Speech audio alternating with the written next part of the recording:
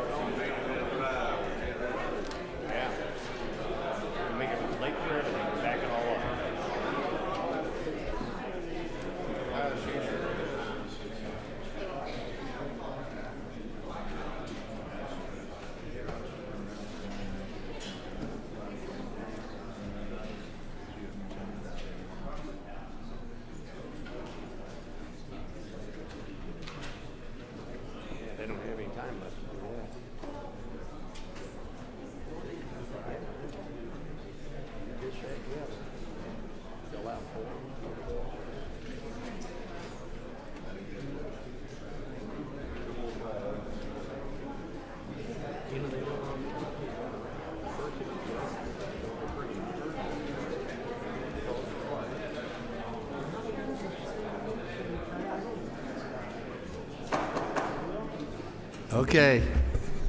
Good morning. I'm sorry I'm running a little bit late, but believe it or not, it gets a little hectic these last few days. Y'all bow with me. Gracious Heavenly Father, again, we come asking you to forgive us of our sins, to say thank you for all the things that you do for us, for being there for us, the gifts, the blessings, for your Son Jesus, through whom we get your love, mercy, forgiveness, your kindness, and your grace. Guide us and lead us. Let us do things that are pleasing in your sight. And thank you for another day. Amen.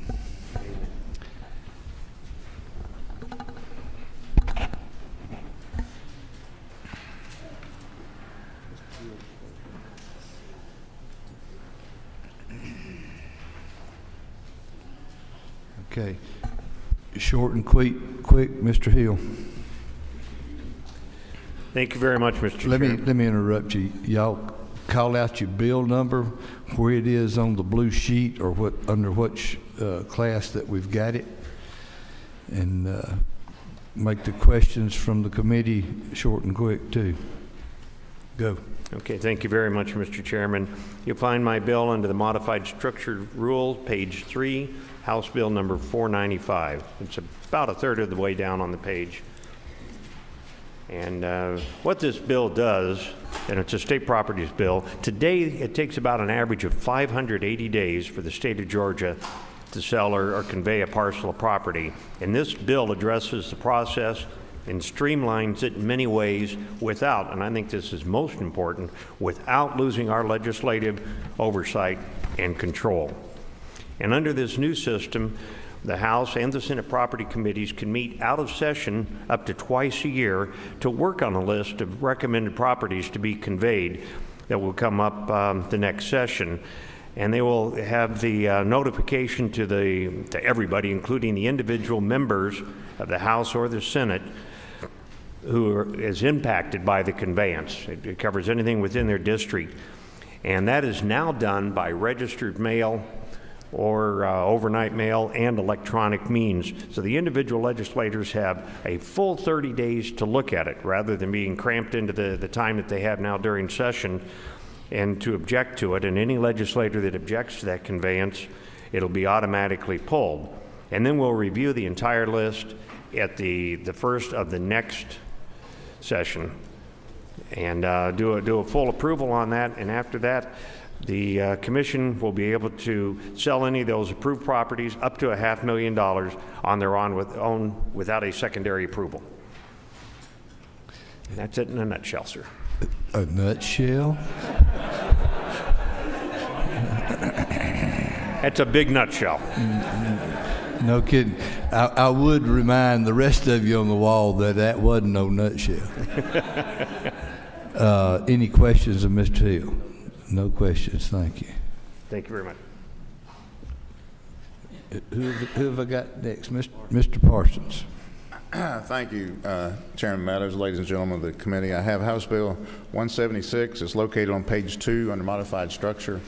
This is legislation that we actually took back to Energy, Utilities, and Telecom on Thursday, worked on it Thursday and Friday, made some changes to it, took out any, this has to do with cell tower permitting.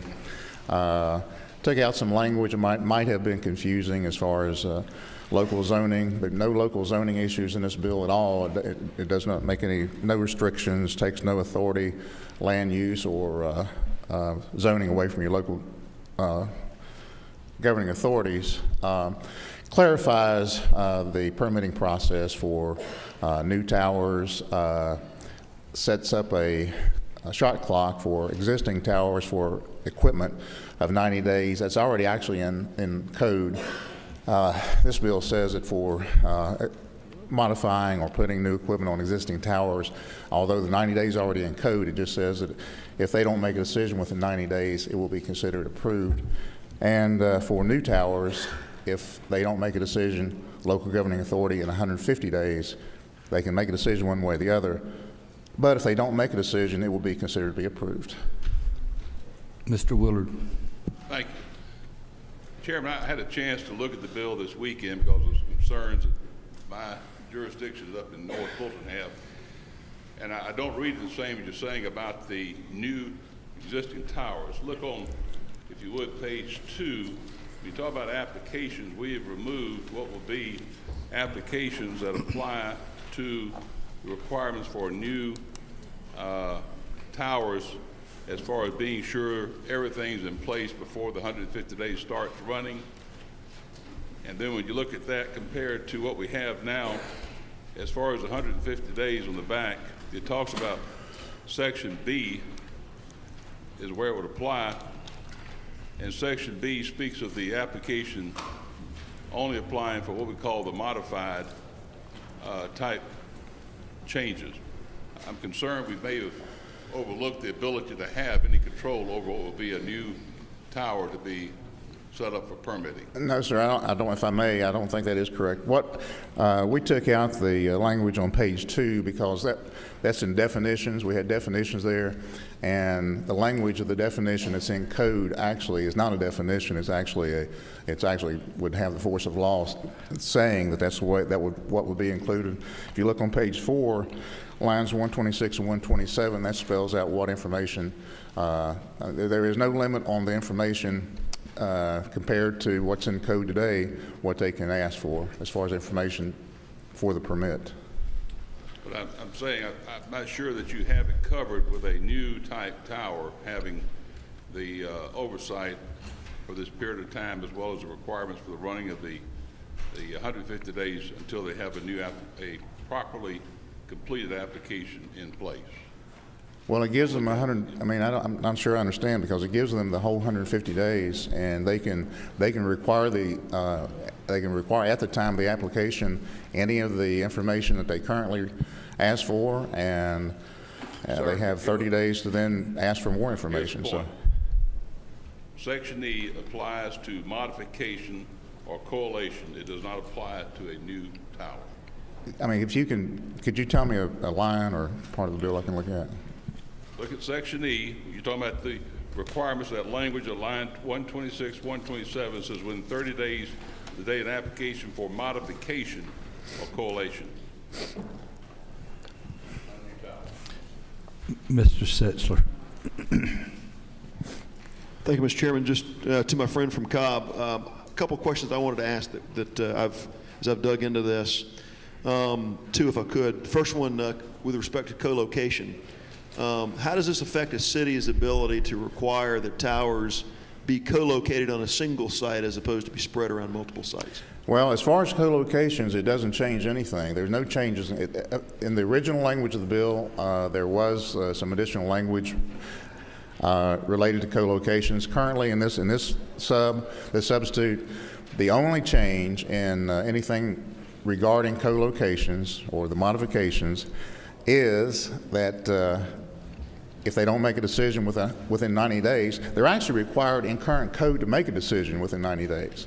But this says if they don't do that, if they don't follow the law, which is already there, if they don't do that, then after 90 days, if they haven't decided one way or the other, then it will be considered to be approved. It's just some enforcement language going in for co-locations and modifications. One further quick question. With respect to the package being submitted to the cities, is it required under this version that a full package, full submittal be made that's deemed complete by the city, or would this allow that shot clock to begin running before a full package had been submitted? Well, they can require the full package to be submitted when the application goes in. They can require it at any time. But they have 30 days. I mean, the law says they have 30 days to ask for additional information. And then if for whatever reason, I mean, here's the thing, if for whatever reason they messed up, and I'm not saying anything bad about the local governing authority, but if they screwed up and they just didn't ask for everything, they still can deny the permit. They still can do it. They can still say yes or no. But they can ask for the information that they need. There's nothing in this bill that would have any intention whatsoever of keeping them from getting the information. I'm sure the wireless industry wants them to have all the information. These are huge investments by the wireless industry, and they don't want something going in and then having some kind of problem in court or whatever. Thank you, sir. Any other questions? Thank you. Thank you. Mr. McCall. Thank you, Mr. Chairman. Page 3, third from the bottom, House Bill 304 under structured rule. This is not asking for a new Freeport. It's just clarifying what's in the law already, because there's an assessor or 3 that have a huge lack of intelligence on what exactly fertilizer is.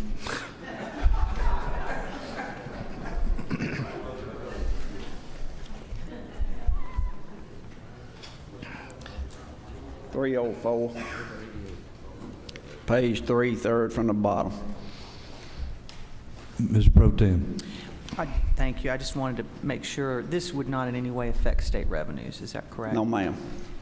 It's already in law. It's just clarifying so some of these thick-headed folks will understand what the law says. Thank you. You mind telling me how you really feel about those folks?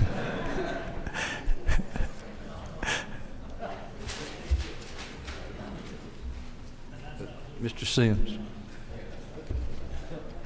Thank you, Mr. Chairman, members of the committee. I'm bringing you 2 bills today. First is House Bill 400 on the first page under modified open rule, right halfway down, about 3/4 way down.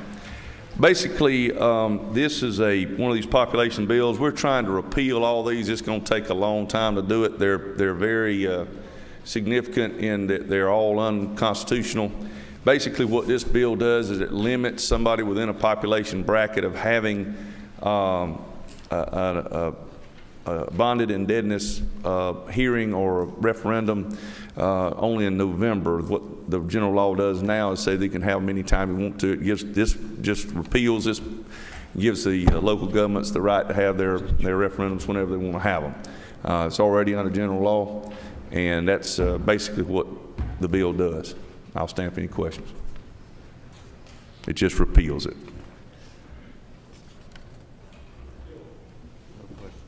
Any questions? Thank you. What's the other one? House Bill 52, top of the page on page 1.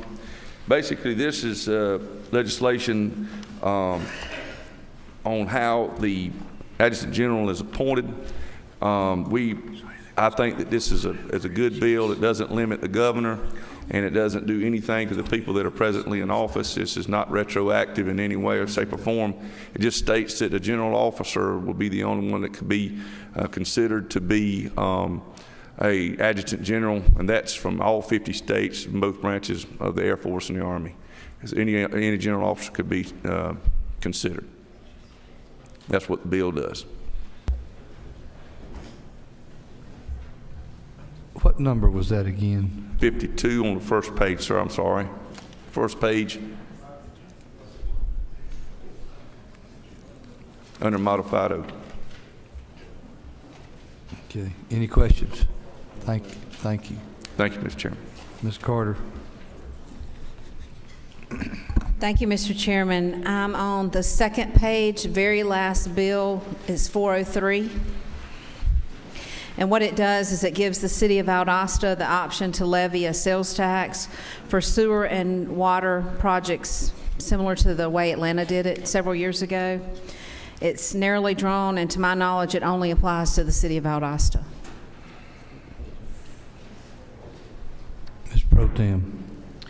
Thank you, Madam Chair. Can you show where it would only apply to Valdosta? Certainly. On page 2 of the bill, lines 33 through 37, municipality means a municipality that provides water and sewer service among other municipal services, and which is, at the time of the call for the referendum, subject to an order of a federal or state agency or court to improve its water and sewer infrastructure and is located within a disaster area designated by the President of the United States. We meet all of those criteria, the city does, whereas I don't believe any other city in the state meets that criteria. My next question is, what is the total sales tax levied in the city of in Valdosta now? Is it 7%? It is. So this would take them to 8%? Well, not exactly. We had a SPLOST vote back in November that failed. Therefore, we will be back at 6%. And our goal is to call up that SPLOST again and for it to pass, hopefully. And if it does not, this is the last resort to get this wastewater plant moved from where it is currently, where it continues to get flooded. It was flooded again this past week. Thank you. Thank you. Mr. Lindsay. Just real briefly, I don't want to gloss over what you said. You guys are underneath a federal court mandate to do this. So one way or the other, the taxpayers. A state consent order right now, but we're waiting on the federal consent order too. Okay, thank you. Any other questions? Thank you. Thank you. Mr. Powell. Thank you, Mr. Chairman. I've got 2 bills on the calendar. The first one is House Bill 382. It's on page 2, third from the bottom. This is at the request of school boards. They have an issue regarding if they allow a YMCA or Boys and Girls Club or some other organization to use their facilities after hours. They want to make sure that this is not going to impact their sovereign immunity. And so this bill just basically requires that there be a joint use agreement in writing and that the nonprofit entity have $1 million worth of liability coverage. And this has been requested by both the school boards and by the nonprofits. Questions? No questions. Next one. All right, the next one is House Bill 197. It's structured, page 3, 6 from the bottom. This is an update on the Forest Land Protection Act. It's got several different things in it that sort of bring it into harmony with CUVA, the conservation use. But the primary thing that this bill does is it deals with some abuses that are happening right now. It provides for some penalties for willful abuse by county tax assessors and valuations. And it also provides that in the event that less than 200 acres is sold, that it will remain into the covenant until the expiration of the covenant, and then it either has to meet all the qualifications or not. Mr. Roberts. Thank you, Mr. Chairman. Chairman Powell, I was trying to get over here. You said, in other words, if you have a covenant, and I'm trying to catch the last part about the under 200 acres. Currently, the law says that if I sell my property and I retain less than 200 acres, that remaining part remains in the covenant till the end of the covenant. It doesn't deal with if I sell less than 200 acres. And usually, like if you have 100 and I sell you 100 and both of them qualify, then you can group it to make that under current law. As long as it's contiguous. Right. But under this, it says if I sell something that turns out to be 195 acres, rather than violating the covenant, I can maintain it in the covenant until it expires. And then at the time of its expiration, it either has to meet the qualifications or it can't be re-signed up. So we can sell less or or still hold less than 200 and stay in the covenant under your provisions? Until the end of the current covenant, and then it has to meet the qualifications. Okay, thank you. Yes, sir. Any others? No more. Go. Thank you.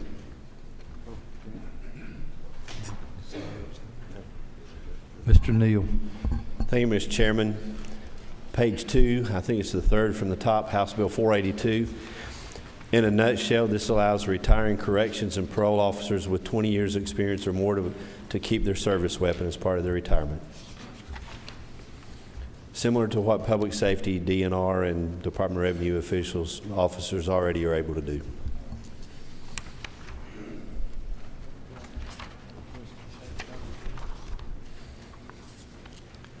I can tell you more about it if you'd like, but I don't want to hear figure less is better. I don't want to hear more about it. Bye. Mr. Bruce. Good morning. I'm asking for House Bill 150, page 1, about 5 items down. This is a bipartisan effort to stop the exploitation of people having their mugshots taken down from public sites, even though they have not been convicted of anything, and then loaded onto private sites that people charge to remove, sometimes in excess of $8,000 to remove these mugshots. That's it. Any questions? Thank you. Thank you. Ms. Buckner. Thank you, Mr. Chairman. Page 1, number 6 down, House Bill 189. This bill requires the Department of Natural Resources to notify governing authorities before closing a state park, historic site, or recreations. This may seem familiar to you. It made it almost to the finish line last year, but it didn't on the last night. We ran out of time. Questions? Thank you. Okay. Thank you. Mr. Pack. Thank you, Mr. Chairman and the members of the committee. On page 2, second one down from the top, House Bill 475. This bill is an enabling legislation which will allow the Commissioner of Driver Services to negotiate and enter into reciprocity agreements with certain nations. This came to the attention of the Georgia Department of Economic Development because lots of business interests were having trouble getting driver's licenses here in the zones that need it. Questions? Thank you. Mr. Carson. Thank you, Mr. Chairman. I have 2 bills. On page 2, House Bill 104. It's about in the middle. House Bill 104. This is the annual vehicle tag bill from the Motor Vehicles Committee. It basically makes the Appalachian Trail Conservancy tag a revenue sharing tag. Creates an Atlanta Braves Foundation tag for philanthropic purposes, and third, it has some cleanup language in regard to veterans plates in Aid Atlanta.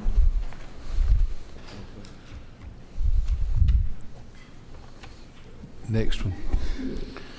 Next bill is just a few lines down on, it's House Bill 240, also on page 2.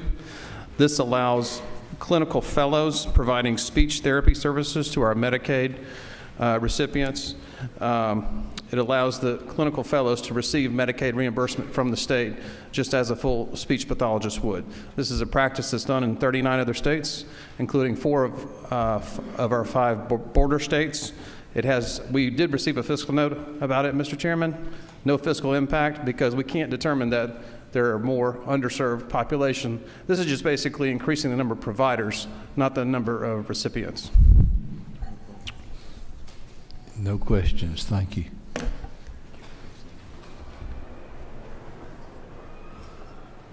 Mr. Barr. Thank you, Mr. Chairman. House Bill 490, second page, fourth down. This seeks to do two things. This is a libraries association have come to me, and as well as the ACCG. It would create two divisions in the libraries: certified employees and non-certified employees. Currently, they're all lumped together.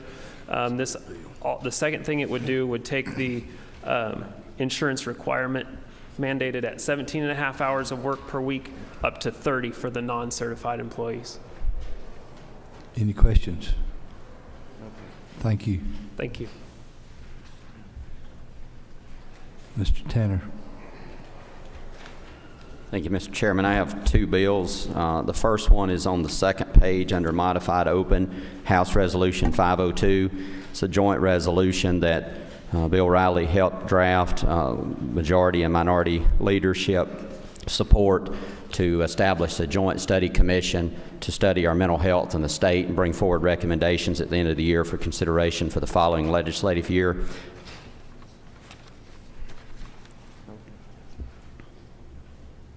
Next one. The next one is under modified structure rule on the third page, House Bill 497, about a third of the way down, House Bill 497. This is a department bill of DNR. It streamlines the boat registration process. Worked with the Lake Lanier Association and also the Marine Owner Association with this bill. They're satisfied with the bill and would ask for your consideration. Any questions? Thank you. Thank you. Mr. Harrell. Thank you, Mr. Chairman. On page 3, structured rule, third one down, House Bill 159. It strengthens Georgia's long-held public policy on protecting private property by prohibiting the use of our tax bills as a debt collection tool for tack-on fees.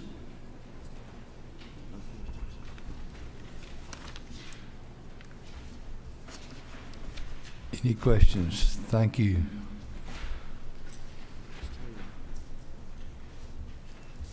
Ms. Taylor.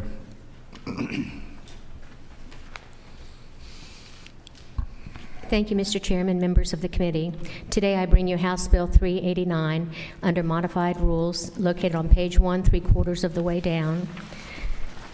This bill amends Title 33 of the Georgia Code relating to insurance. It will sunset mandates previously required and will be replaced by a much more consumer-friendly, cost-effective process. HB 389 is bipartisan and has been vetted by the Insurance Department, major carriers, and consumer advocates. With that, Mr. Chairman, I ask for your favorable consideration of the bill. Any questions? Thank you. Thank you. Colonel. Mr. Hitchens. Thank you, Mr. Chairman, members of the committee. I bring to you today House Bill 366. It's under modified structure rule, about 3/4 of the way down on page 2.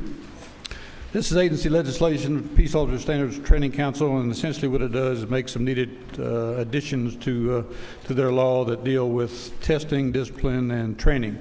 And if you'll note on your desk, you should have an amendment that was requested by the governor's office, which changes the period. If you unsuccessfully attempt the initial examination to be a post-certified officer, it used to be that you had to wait 6 months to take the test again. This will change it to 30 days. Any questions? Thank you.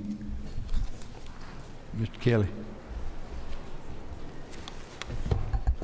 Thank you, Mr. Chairman, members of the committee. I'm here with HB 289, which is right in the middle of the first page. What this bill looks to do is just to revise our state's Uniform Commercial Code consistent with some recommended changes by the Permanent Editorial Board of the UCC dealing with remittance transfers. Questions? No questions. Thank you. Thank you. Mr. Nimmer. Good morning. Thank you, Mr. Chairman, members of the committee. I bring before you this morning on page 2 under modified structure, middle ways down, House Bill 276. This is the bill dealing with the reauthorization of the Hazardous Waste Trust Fund that is set to sunset this year. And then also, if I may, Mr. Chairman, I have another bill under structured rules, second from the bottom, House Bill 359. This is dealing with unclaimed properties in the Department of Revenue, enabling the Commissioner of the Department to deposit funds into the general fund. Questions? Thank you. Thank you. Mr. Atwood. Thank you, Mr. Chairman. Ladies and gentlemen of the committee, I have two bills and a resolution in order of priority with this legislature. The first one is under the structured rule, page 3, and that being House Bill 164. And essentially what this bill does, it's an extension of the exemption on sales and use tax for engine and parts and equipment and that sort of thing used in the maintenance and repair of aircraft not registered in the state of Georgia. Questions?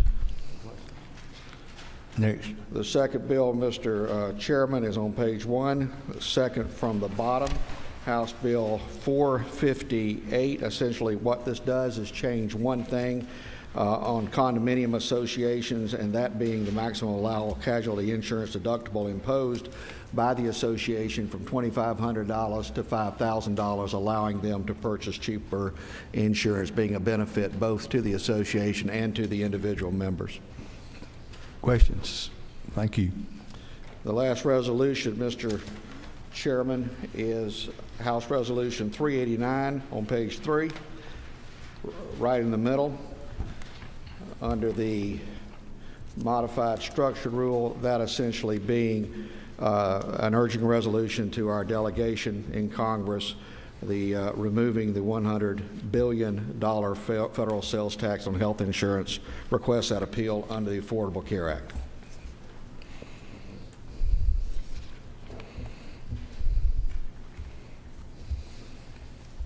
Thank you.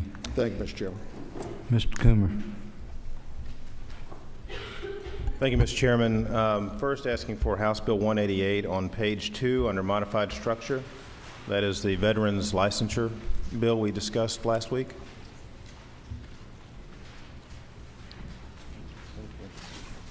Any questions? Thank you. Next one. And also, Mr. Chairman, I came today to ask for House Bill 372 under structured, but if you look at the bottom of page 3, it stops with 371. I checked with your office, and 372 is not on the yellow sheet either, so I don't know if maybe there was an inadvertent leaving off of page 4. Bear with us. It's on the yellow sheet. It'll be tomorrow. Oh, I'm sorry. I'm sorry. Thank you, Mr. Chairman. That was a Hope Grant bill. Okay. Thank you. The Senate Rules Chairman's twin.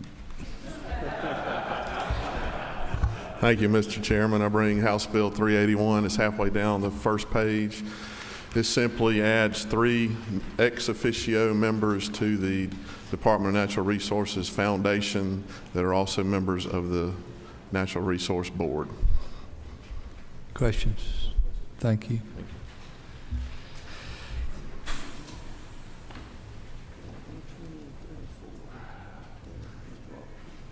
Mr. Roberts. Thank you, Mr. Chairman. I'm asking for a House Bill 486. It's actually the same exact language that we passed out of here. Excuse me, it's on the second page under modified structure, about 5 down. It's the same language we passed out of here in the update bill for DOT. Got over to the Senate, and I guess they believe they understand the Constitution better than we do, because they felt like that was not germane to the bill. So even though it's the same title, code section, and everything. So we've actually pulled it out and just got it back in a separate bill. And also, there's 2 other, Mr. Chairman, House Resolution 46, House Resolution 411. Both of those are the road naming bills and bridge dedications that are on there. And I'd also like to put my name beside HB 150 and HB 304, and I'm done. Thank you, Mr. Chairman. What?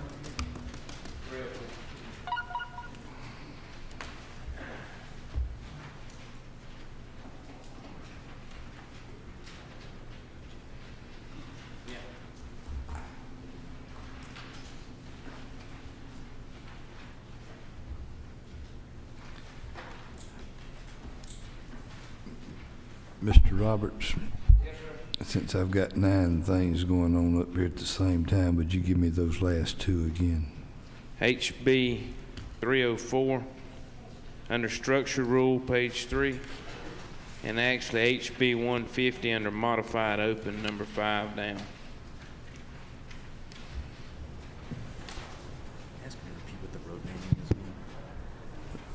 Go, do me the road naming again. They're under modified structure, House Resolution 46 and House Resolution 411, right above structure rule.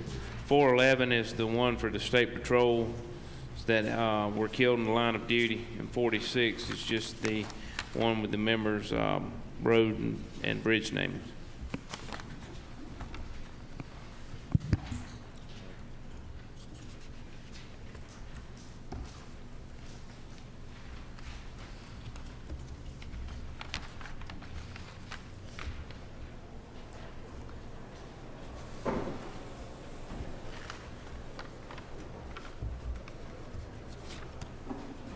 Okay, Ms. Abrams. Thank you, Mr. Chairman. Representative Hughley is unable to be here this morning, but I wanted to ask for H.R. 73, which is on page 3 under modified structure. This is the bill that would provide the compensation for Mr. Latham Rydell. It's passed the House and the Senate. Changes were made in the Senate last year that sent it back on the last day, and it failed in the last 4 minutes of session. This is the last year this young man would be eligible for compensation, and it's very I strongly urge that we move this bill. Thank you, sir.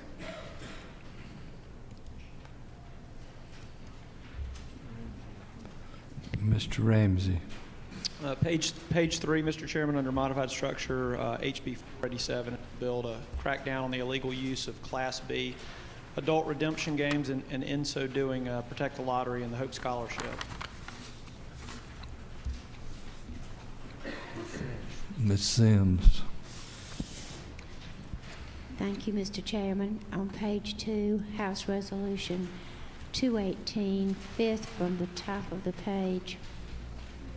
6th from the top of the page, pardon me. This is just simply encouraging superintendents to ask their teachers to provide instruction to the children on the Constitution. I'd also like to place my name by House Bill 164. The House Bill, which one, the last one? 164.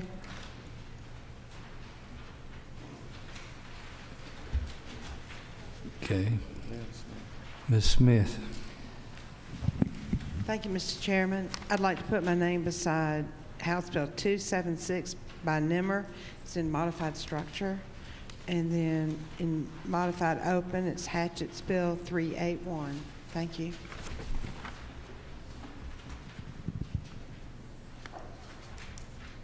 $381. Mr. Hamilton.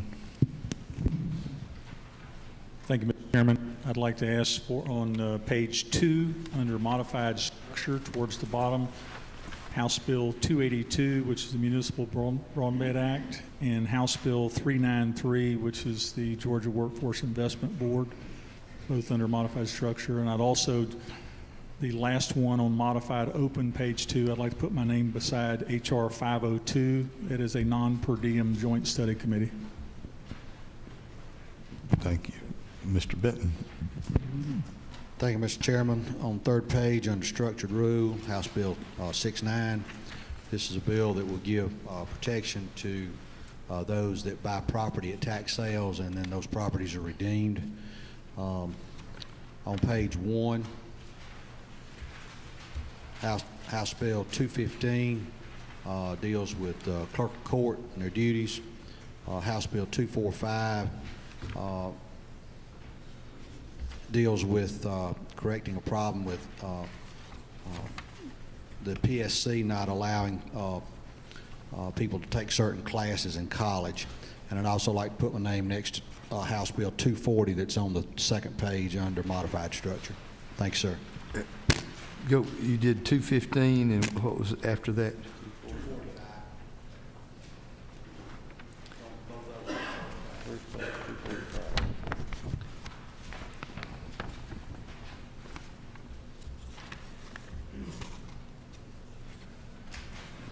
Okay, Mr. Stevens. Thank you, Mr. Chairman. Under structured rule, House Bill 193 for the food banks, health clinics, and prepared food sales tax exemption. Also like to put my name aside for Atlanta, Augusta, Columbus, and Savannah, House Bill 164. And also under modified structure, I'd like to ask for 213. To what? 213. And Mr. Chairman, Mr. Peak is not back, so I'd like to, as a co-sponsor, ask to recommit House Bill 272.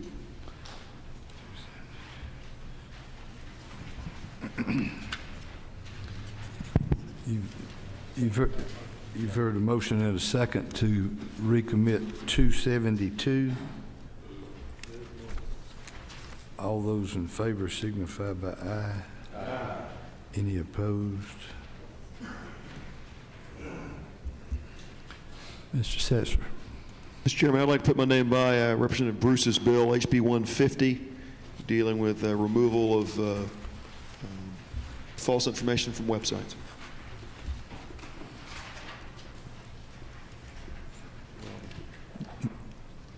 Mr. Weldon. Mr. Chairman, I'd like to ask for page 3, top of the page. It's under modified structured, House Bill 434. This just allows parties to lien as the parties have agreed. Then also on... Let's stop with that one. I hate to be one. Tell me what that is.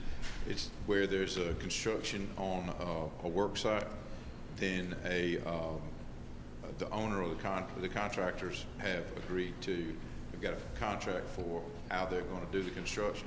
This bill will provide that the contractors can lien the property if there's a dispute about or non-payment by the owner or the general contractor. They can lien it for the amount that the parties have agreed to do the work under the contract. Okay. Mr. Willard. Oh, you got others. I'm sorry. Yes. Also, House Bill 164. This just provides. This is Mr. Atwood's bill. I believe it's under structured rule. Fourth one down on page 3. This is a bill that provides incentive to keep aircraft industry here in Georgia.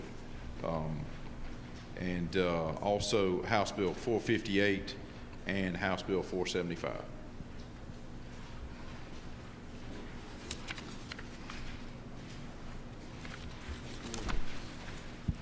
Mr. Willard. Thank you, Mr. Chairman. First, let me ask for a bill that is Mr. Smyer's bill, but it's important. We've got 2 judgeships to create. This is House Bill 451, Chattahoochee, and the Oconee circuits. We've got to get this bill through to have those created. On my own bills, Mr. Chairman, first under modified structure rule, House Bill 1, which is the Uniform Forfeiture Procedure Act. On the first page, we have a couple of bills I want to ask for. First of all, under modified open, first page, second down, House Bill 78. This is a bill that is enhancing the penalties, criminal penalties for people who are physically or financially abuse elderly persons. It's been vetted and supported by numerous groups, including the prosecuting attorneys and GBI. The other bill I have, Your Honor, is House Bill 443. This is the Fulton County Magistrate Court bill. The only reason this is on here is a result of the fact there is a nonpartisan election to be set up for that position.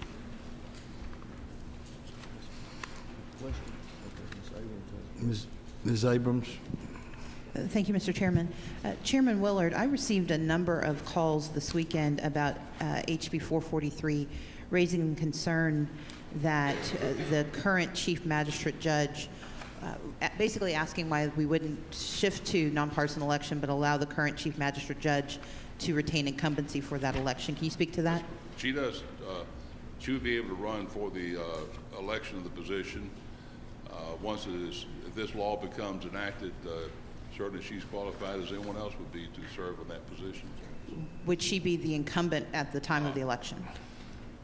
There is a provision in here that allows for the governor to make the initial appointment when her term comes to an end, assuming she's the logical one. The governor could appoint that person, and then she could also stand then for re-election. Can you speak to why we're doing that? In previous bills, when we've shifted from partisan to nonpartisan elections, we've not required that the governor reappoint this sitting judge. This seems to be a fairly dramatic change from our previous practice for shifting to nonpartisan elections. The others have all had elected judges in place already, and we don't have an elected judge in Fulton County. It's an appointed position by the state court judges, and we felt that since we're creating an elected position, to have it initially done as we would do with other judgeships that are created, have it done by election. Thank you. Mr. Jackson. Mr. Chairman, I want to ask for House Bill 189 on page 1 on the modified open rule. Okay. Also, I want to put my name beside House Bill 150 by Representative Bruce. Okay. Ms. Cooper. Thank you, Mr. Chairman. I'd like to ask for two bills on page 1. House Bill 78, Chairman Willard's bill. Elder abuse is rampant in the state, and we need to update our out-of-date laws. And on the second page, I would like to ask for, about halfway down, under modified structure, 240. These are highly trained individuals, and we pay them in certain settings, but not in other settings. And it won't increase what we're paying. Thank you. Ms. Sheldon. Mr. Chairman, I'd also like to ask for, put my name beside House Bill 240. That's on page 2, modified structure, and also ask for HR 170 is page 2, modified open. It's a joint study committee on Medicaid reform. Wait a second. The last one, 107? 170. 107. Sorry. 107.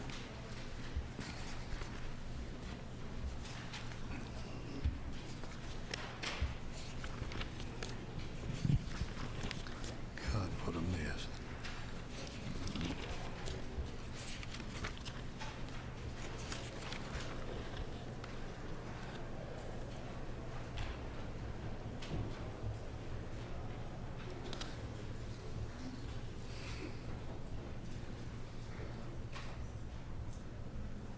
Okay, Mr. Rice. Thank you, Chairman. I'd like to ask for HB 250 found on the third page under structured. It's just the provision that allows for the implementation of the excise tax that was created for energy under 386 last year.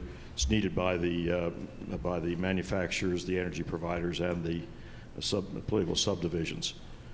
Second bill I'd like to ask for is HB 463, which is a bill that streamlines the implementation of registration for international registration plan vehicles. These are large trucks in Georgia. It should mean a lot more registrations in Georgia for our truckers. Mr. Cassis. Thank you, Mr. Chairman. Asking page 2 for House Bill 184.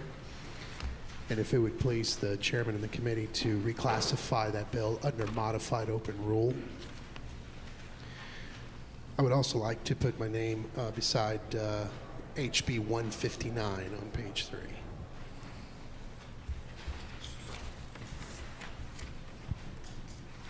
The last one was what? 159.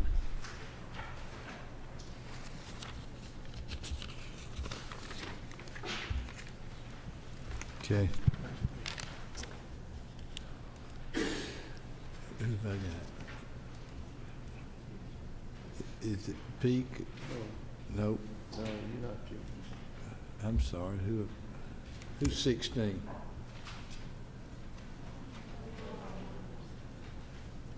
Who's got your button mashed? One of y'all got a button mashed over there.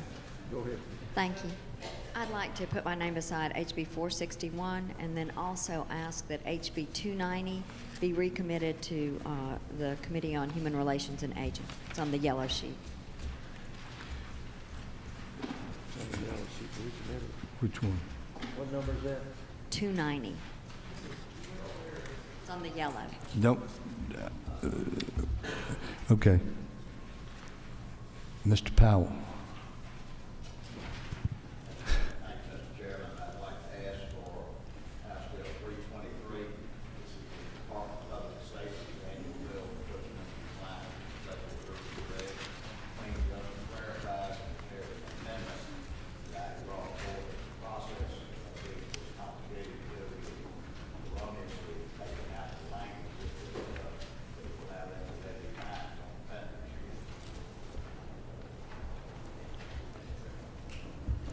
Anything else?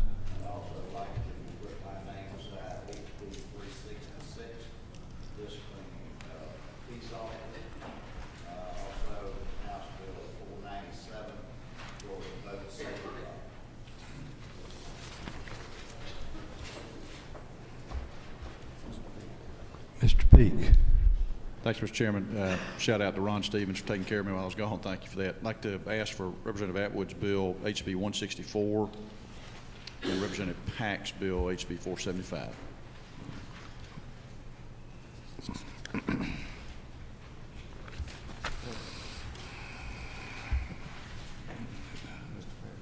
Mr. Parrish.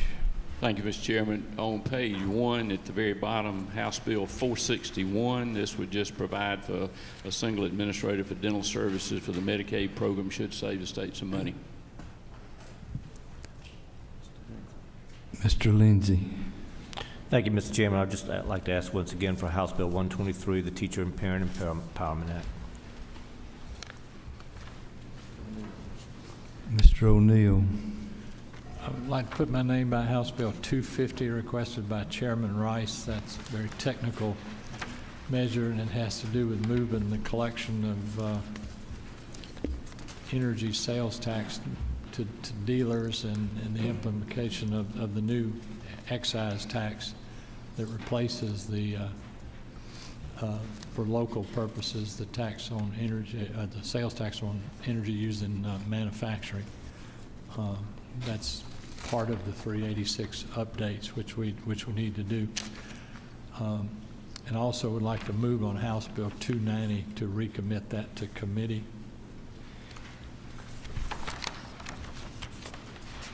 It's on the yellow sheet, general calendar. Okay, you've got to move to recommit 290 on the yellow sheet. Any opposed to that is recommitted? Okay. Mr. Smith. I'd like to put my name beside House, it's 3 on the front page, House Bill 375, 389, and 458.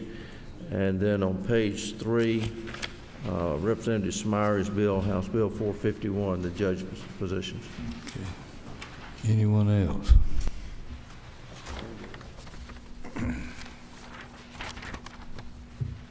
Y'all bear with me a minute.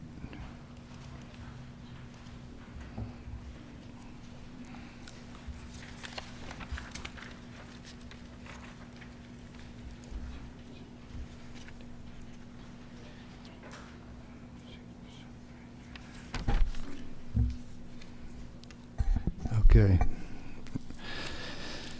Under modified open, HB 123. Any opposition? All those in favor signify by aye. Aye. Opposed? It's on. Modified open 215. Move. Any objections? It's on.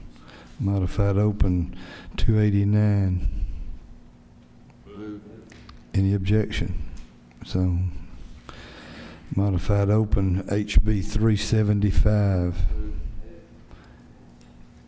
Any objection? So, modified open HB 381. Any objection? So, modified open HB 389. Any objection? So, modified open HB 400. Any objection? So, modified open HB 443. Any objection?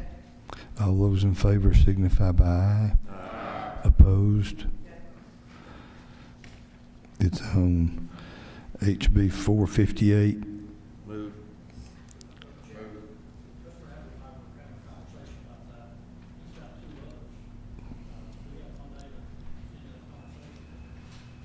458, we'll put a hold on till tomorrow.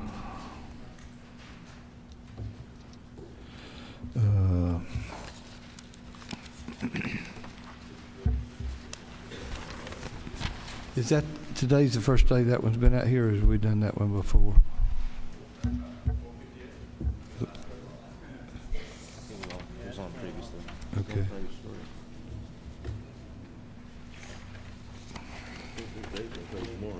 458 on page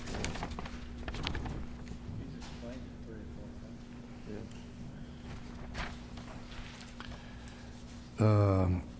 Second page, modified open, HB 475. Move. Any objections? Second page, HB 482, modified open.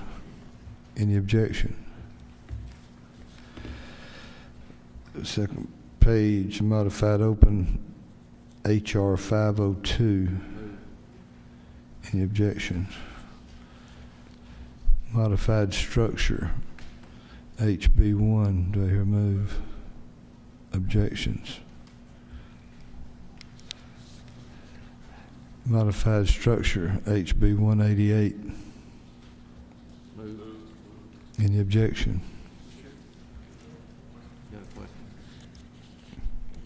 Is there any way that could move to the floor modified open? There's an ongoing discussion about some potential friendly amendments to that. I wouldn't want the process to be closed down. Which one is that? 188.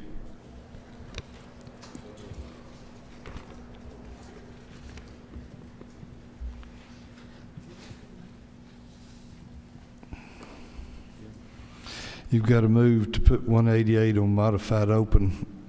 Is there objection? Mr. Earhart, have you got a question? Your button's down. Okay, it's modified open. Okay, modified structure, HB 276.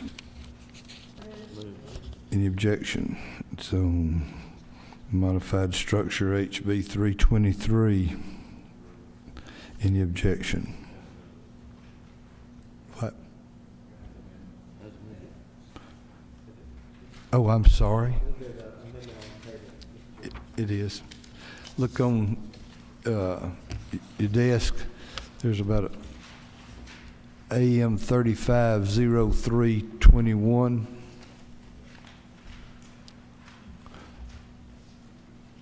Mr. Powell, would you like to speak to that amendment?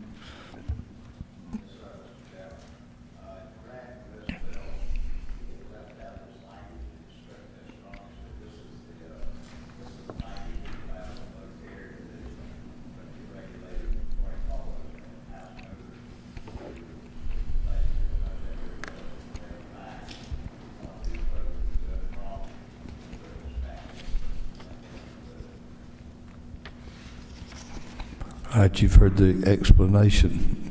Do I hear a move on the amendment? Any opposed to the amendment? Okay. On 323, we'll do it again. 323 as amended by AM 350321. Any opposed? So it's on as amended there. Clarification, Mr. Chairman. Yes, yes, sir. I understand that the bill is going to the floor with an amendment, also going to the floor. Yes. Yes, sir. Right.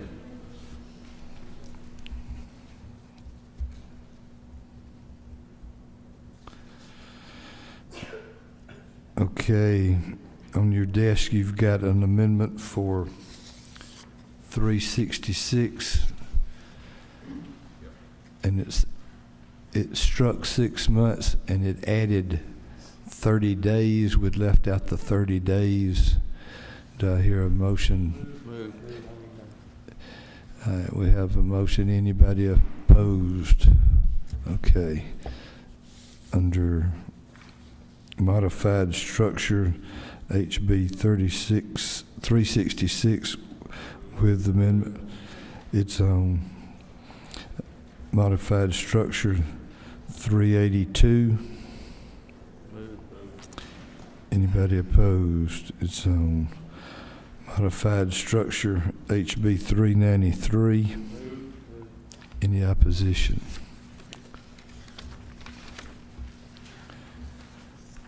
Modified structure HB 451.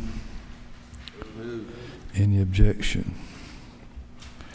Modified structure HR 46. Any objection? It's on modified structure HR 389. Any objection? All those in favor signify by aye. Any opposed? Well, never mind. The ayes have it. I got the objection down, don't worry. Under modified structure, HR 411. Any objection? Okay, under structured. Yes, sir. Mr. O'Neill. Could I make a motion on HB 451 to move that from modified structure to modified open? On the judges? Yes, sir, HB 451. You want it on modified open? He's made a motion to move HB 451 from modified structure to modified open. We've got a motion and a second. Is there anybody opposed? Modified open it is. Where am I? Have I done 159? Okay, structured HB 159. Any opposed? So structured HB 164. Any opposed? It's on modified under structured HB 193. It's under structured HB 250. Any opposed? Under structured HB 304. Any opposed? Under structured HB 359. Let's get rid of those and we'll see if we got to come back.